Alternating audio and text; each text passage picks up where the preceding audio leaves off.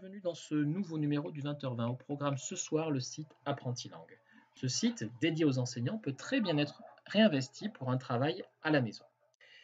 Pourquoi ce site? Ce site est né des travaux de chercheurs bretons qui sont aperçus qu'il y avait de grandes disparités en fin de grande section sur l'acquisition du vocabulaire.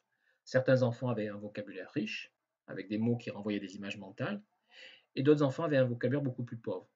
Et cet écart, cette différence se retrouvait au CP et au CE1, et du coup, les enfants, certains réussissaient plus facilement dans les tâches de compréhension que d'autres, et donc rentraient plus facilement en lecture que d'autres.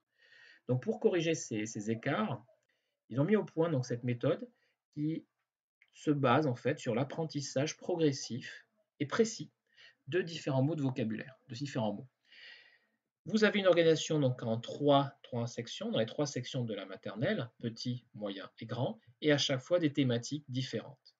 Si on prend l'exemple de la première thématique de la petite section, thème 1, les vêtements, vous vous retrouvez face à une page organisée en trois colonnes.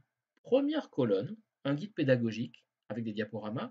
Ce guide pédagogique, en quelque sorte, c'est le tuto, c'est le pas à pas, qui vous explique comment organiser vos apprentissages à la maison.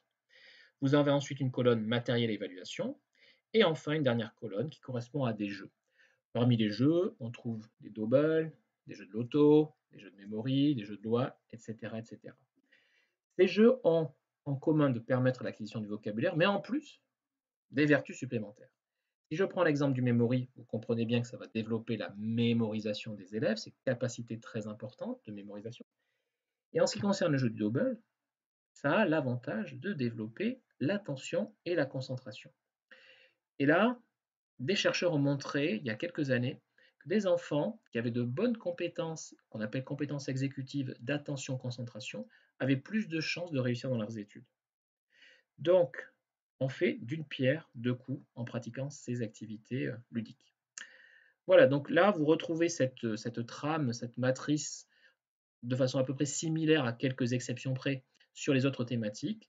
Donc, une fois que vous avez compris la façon de procéder, vous verrez que finalement, c'est assez simple à mettre en place.